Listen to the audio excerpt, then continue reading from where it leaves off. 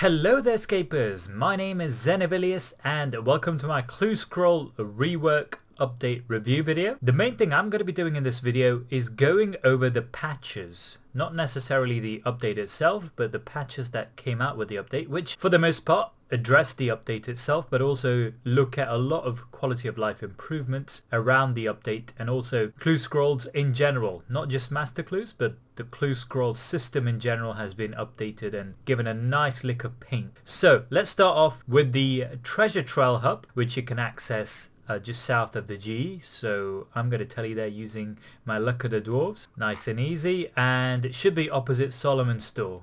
So here we go, Zyda. The first thing you might have noticed is this massive yak called Nigel. Pretty cool.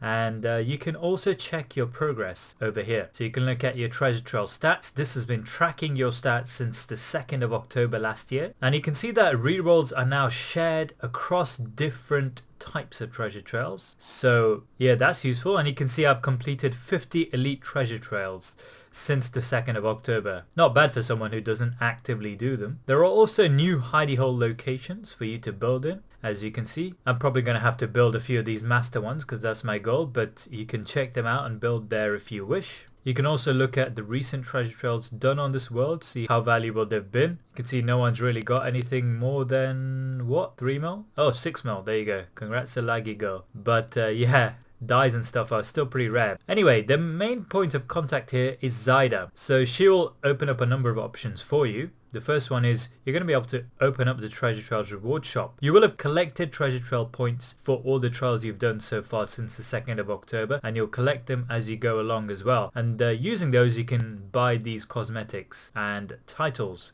You can also buy yourself another clue scroll if you wish, although they are quite pricey. You've also got reroll tokens. They are quite pricey. I wouldn't recommend it unless you really want to. You can buy skip tickets as well. Now there are 2 new types of puzzles with master clues, the lockbox and the towers one. The towers one is probably the most difficult of the 2. The lockbox is pretty easy, but if you're struggling you can buy a tower skipping ticket and use it. No, I'm not going to buy 50. You can also reclaim your Globetrotter outfit. Obviously I don't have it at all here, so I'm not going to be able to do that. But for the first time that you log in after the update got released, you will get a free sealed clue scroll from her, and the level of that clue scroll will depend on your total level. If you're a Gold Premier Club member and you talk to her before the 11th of March, you will also get a free sealed master clue scroll. So I got mine a while back. Well, I got mine 2 days ago when I did my first clue after logging in. So if you want to check out what the new items that have come into the game are, how you've been doing in terms of your collection log. So this is another collection to complete on top of boss collections if you want. You can check out the treasure trail collection log behind her. So just click on it. You'll be able to see all the rewards you've got so far. As you can see, I've got 58 more clue rewards to get to finish my collection of uniques. In the general category, if we go to elite clues, I've only got 4. What the hell? Alright, so I've got another 66 to get. I wonder if anyone's actually completed the elite category, because I guess, well, yeah, I guess all of these items were in the game before, but none of these were. So these are all the new items in the game now, guys. You'll be able to see there are quite a few really cool items, like the ring of coins, the heavy chest. You might have seen some people carrying those around. The new gemstone dragon masks, the gilded boater. There's a thing called Orlando's hat, which can't seem to be able to find here, but I think that's one of the rarest items. So yeah, plenty of stuff to look forward to. You can even see what they do. Barrow's die, ice die of course, flaming sword enchantment. My good friend got this a couple of days ago and she got 77 mil from it, so pretty crazy stuff. Really exciting to see that there are so many new items that you can potentially get. As you can see, I've already got a tuxedo cravat from a master clue, so that's my first out of 64. So plenty of stuff to look forward to, guys. I'm really looking forward to it. One of the most important things is these Reaper and Soul ornament kits. They will improve the stats of your existing Amulet of Souls and Amulet and Reaper necklace. You can see that they've updated the way they look. I don't know why, they looked pretty good before, but now they look a bit more round. But when you upgrade it, the stats will increase by 2. So I think that's a really good thing. It's not overpowered because it's from clues after all. It's not a PVM item that you get to upgrade these. So increases stats by 2, and not too much, not too little. just about right, I think. It's a good idea they've included it. A nice little surprise without being overpowered, in my opinion. Another thing you can do is you can downgrade your clue scrolls by talking to Zyda. So, if you have a look, use this hard clue on her. Do you want to trade that clue scroll for a lower tier clue scroll? Yes, please. Thank you very much. Medium. Nice. And I will trade my easy... Oh, I can't do that. Let's try and trade that. Yes, I do. Easy, please. Thank you. And before we try and change the other one, let's see what the sextant option does here. You play a short animation and you get the coordinates. There's no more sextant interface, if you guys remember from doing coordinate clues back in the old days. Very, very long time ago. So that's a good thing, I guess. That was quite tricky, and this is much easier to operate. And the sextant is still active, as long as you have it in your tool belt, I believe. So I'm going to downgrade this one as well. Yes, I do. Thank you very much. And you can see that these sealed clue scrolls stack. In fact, you can have 25 of these sealed clue scrolls in your bank at any time. However, when you open one, you can only have one active one at any given time as well. So, as you can see, I've got 2 here, but if I do decide to open it, I don't think it will let me because I've already got one. And no, it doesn't. You can see my chat box, it doesn't let me. So, you can also do that with the reward caskets. Now, I've got a master puzzle casket with a tower puzzle, which I'm trying to solve here. And when I finish it, it doesn't immediately open and give me the reward. It will give me a stackable reward casket, which I can put in my bank and let it accumulate up to 25 of them. So, I think that's a really good update. You can open up 25 caskets at a time. Obviously, you can't keep stacking them up because that might create a massive influx of rare items into the market if you get lucky. So 25 is a decent number to cap at. And the fact that you can downgrade is good. The fact that you can stack your clue scrolls is good as well, unless you open them up. So plenty of good things about this update. Couple more quick things before we move on. You can select which type of clue scrolls you'd like to get from skilling activities and PVM drops. If you go to game settings and minigame settings, which is a new option now, you can toggle all these. So you can receive easy clue scrolls, medium, hard, elite and master. 5 different tiers. You can choose to have loot beams for each one as well, and this will basically allow you to toggle whether you want to get this by skilling or by monster drops in situations where it's not guaranteed. Where it is guaranteed, you can't toggle this option. For example, aquarium, skeletal horror, Triskelion keys, or the Prosper perk. The Prosper perk is actually a very good perk to increase the chance of you getting high tier clue scrolls, especially master clues, but more on that later. Couple more things I want to show you guys before moving on to the next part of the video. The first is that there is a new high score in the community tab for clue scroll. So if you go to activity, and you can see your ranking in each of the types. As you can see, I am pretty bad at hard clue scrolls, pretty bad at elite clue scrolls, and reasonable at master clue scrolls, having done a whopping 1 master clue scroll, guys. So I believe as of right now, if you go to the high scores webpage, you can see that the highest ranked person is way above the rest in master clue scrolls. He's completed 60, or she, whereas I think the second one is 39 as of me recording this. So yeah, fun times for number 2 trying to catch number 1 there. But yeah, let's move on to the bank. So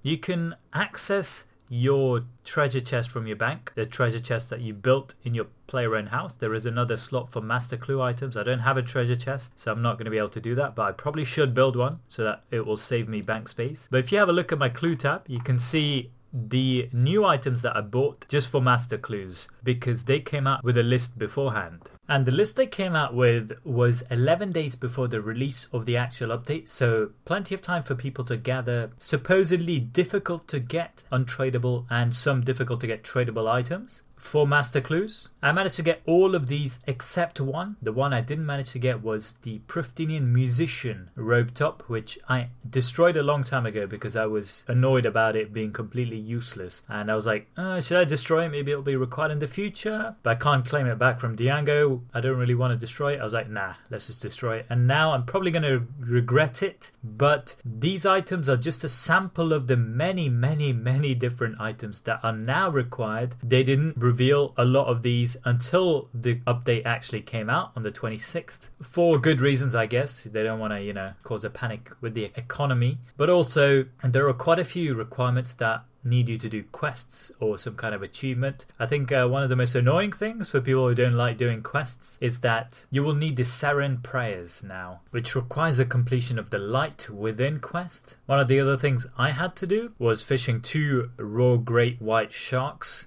barehanded at once, so you need to have done a bit of barbarian fishing to do that. The enhanced Yaktui stick is now a melee weapon, a crushing weapon, so you can blade a dive with it, but you also need it for one of the emote clues. I think it was the one where you needed to bow at charm sprites. So lots of emote clues, lots of action clues, lots of anagram clues as well, and there is a Megathread on Reddit for all of these, so definitely feel free to check that out if you want to. I'll put the links in the description below. The community effort on this one has been absolutely phenomenal to try and help each other on these clues, so you should have no problem at all as long as you have the item and the prayer or whatever. There should be nothing stopping you from completing these clues. Now, how do you actually get the master clue? That's probably a question you're wondering about. Well, the chance seems to be pretty high when you complete an elite clue. So each time you complete an elite clue and open the reward casket, you seem to have a very high chance. I hear something like 1 in 5, 2 in 5 maybe, possibly even higher, of getting a master clue scroll from that elite, which is how I got my second master clue scroll. So that's one way of doing it. The other way is obviously killing monsters and skilling. For the skilling methods, you need 60 plus mining, woodcutting, fishing, or divination. When you train one of these skills with a 60 plus minimum level, you always have a 1% chance that whenever you do get a sealed elite clue, it will upgrade to a sealed master clue. The prosper perk allows you to double this basically when you're skilling, so that your 1% becomes a 2%. So pretty good ways of getting these if you're looking to do a lot of skilling.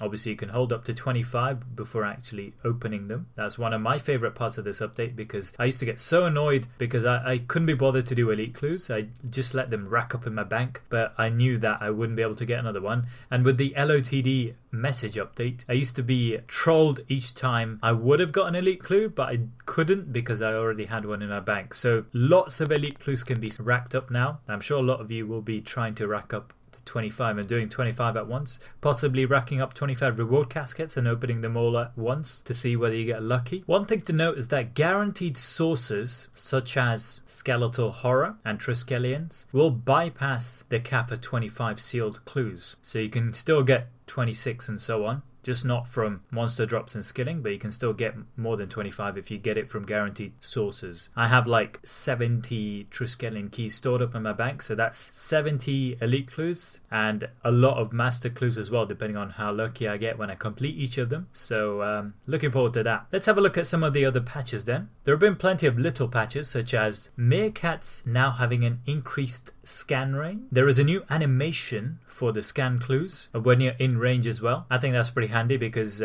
if you're too far away, it will let you know visually more than anything. There are new locations for the scan clues. One of them is the hut. I've never seen a 49 range for a scan clue, guys, but the hut, i.e. God Wars Dungeon 2, has a 49 scan range clue. Pretty cool. Menaphos now replaces White Wolf Mountain. That place was absolute hell. I used to get so confused there. I kid you not, I spent 2 hours once trying to figure out how to get to one of the clue spots. I could see where I needed to dig, but I just couldn't get to it. It was so funny. I mean, so funny but frustrating at the same time. Thank you, Jagex, for replacing this with Menaphos. Much more agreeable place to visit. Saradomin, Gothics, and Zamrak wizards are left clickable by default. They attack with magic and only use the DDS spec if you're MD of them. There are new NPCs, like I got attacked by one of these armadillion guys when I was digging up for my scan clues. So I guess the combat level and the HP scales on your total level or your combat level. I'm not entirely sure on that one though. A lot of smaller updates as well now, such as some of the existing treasure trove rewards being made available to F2P. The dig locations for the Caridian Desert for the clue that said north of Nada, east of the River Elid, now actually only appear east of the River Elid, unlike before. Although I never really had any problem with this one, but apparently there was a glitch there. The Karazi Elite Scan clue no longer has any dig locations inside or north of the Herblo habitat, but its scan radius has been reduced to 14 paces. It's only inside the Karazi jungle now, which is good, but I guess that's a good thing. I don't really want to be faced with the possibility of having to go outside the Karazi jungle for a Karazi jungle scan clue. So along the same lines, we have the Elven Lands Elite Scan clue now being renamed to more accurately represent the scan area. So Prifdinus previously was included in the Elven Lands, even though it wasn't covered by the Elven Lands scan clue as such. But now it's been renamed to the Isafdar and Letia scan clues. So cool. And the last thing I'm going to talk about is that a lot of low value items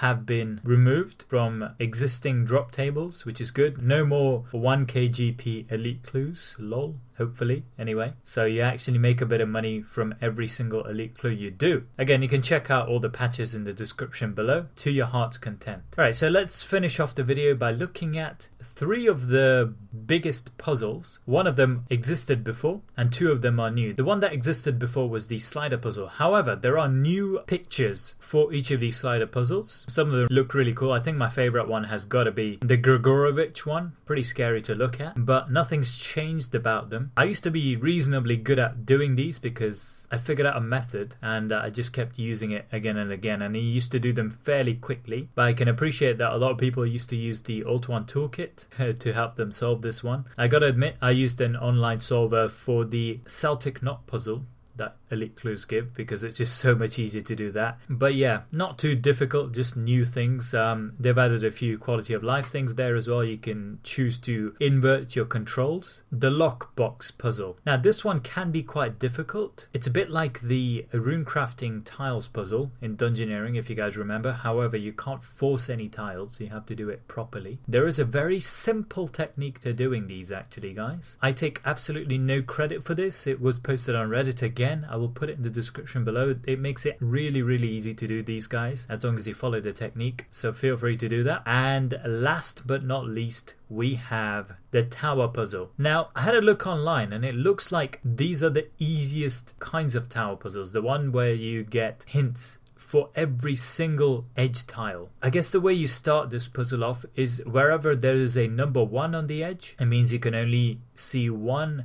tower. You can't see any towers beyond that, so that's got to be a number 5 tower, the highest tower. And there are some techniques for solving the rest. I've been working on it. I thought I was good at this one. I solved one. It took me an hour, but I solved it. I thought I figured out a method, but then the second time I got it, I actually wrote everything down, did some maths in my head, and it turned out I made one tiny mistake and that caused chaos and I couldn't solve that again. So I'm going to try and work out a different method for solving these. It's been really fun so far, not going to lie. Really enjoyed solving these guys.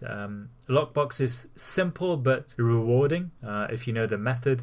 Towers are a bit harder, but definitely not impossible by any means. You can obviously use the tower skipping tickets if you want, but I would not recommend you buy these tickets. I'm guessing they're quite expensive, but also if you master the method you can do it pretty easily and it is quite fun to do as well. So one of my concerns was that these clues would be too easy to do. I guess that is the case with the Lockbox puzzle if you know the method, but it's definitely not the case with the tower puzzle. It's not ridiculously difficult, but at the same time it's not really easy either. So a mix of the two. I'm pretty happy with the update overall. Again, there is a solver for this, again posted on Reddit by someone, so if you want to use that solver to solve the tower puzzle, feel free to do it. Alternatively, you can use the Alt 1 toolkit, of course, which now has solvers for all the puzzles. And of course, if you're feeling like you want to have a sense of achievement for that 3rd age die you're about to get, do it yourself. But yeah, my question to you guys is, firstly, what do you think of the update? Secondly, what do you guys think of the clue scroll bug that has been happening today? Not just today actually, over the past few days, but it's been looked at today and it's been patched. The accounts have been banned, not just the accounts which abused the bug, but also the accounts which were involved in real world trading. So props to Jagex and props to Mod Infinity for coming out with a statement. And also I was kind of worried that the people that weren't aware of this bug, who may have bought the item off the GE or something and had the item removed, would basically have lost their money for no reason. Thankfully that's not the case. Apparently they are going to refund the GP that they spent on the item, not the item itself. So I guess it's pretty much the best possible action Jagex could have taken. There are still items to be removed, accounts to be banned and so on, but what I don't understand is how something this severe consistently gets through QA. I mean, granted action was taken quickly and all that, but I just don't understand why it seems to always happen during big updates where something this obvious and this potentially harmful could get through and really affect everyone. But props to Jagex on the other hand, so all good on that front. I will attach a statement in the description below as well. Thirdly, do you guys want me to do a guide for each of these puzzles? If you do, I'll be more than happy to do it. If you don't, and you're like, I don't really care mate, let me just use the automatic solver and I will be good to go, then that's fair enough too. So I'm looking forward to seeing what you guys say. If there's enough interest, then of course I will do a guide for them, but otherwise I'm not going to do that. So like I said, I've got a ton of Triskelion keys stored up in my bank. I might do a loot from video of all the elite clues I'm about to do and some of the master clues I'm about to do as well. So let's see how that goes. I've even bought some extra bank spaces to store all the items, although I should just make a treasure chest in my POH to store them. So yeah, really good end to February. One of the best updates of the year so far. Not just the actual rework, but also the other side to it, which is the quality of life updates and patches. A couple of things I forgot to mention earlier was that slider puzzles are now jumbled up a lot less, which means they don't take as long to solve. And also slider puzzles now seem to be much more responsive to your clicks. Before they used to lag a bit and used to be really annoying when you were solving them, but now they're much better to solve. So I guess my favorite type of puzzle right now is a slider puzzle, just because I was reasonably good at solving them quickly. My least favorite one is the tower one, but I'm sure that will change in due course as I figure out the right method to solve them. And yeah, I'm looking forward to doing these in the coming days and weeks, and hopefully I will get something valuable like an ice dye or a flaming sword override or something like that. So yeah guys, thank you very much for watching, and I will see you in the next one.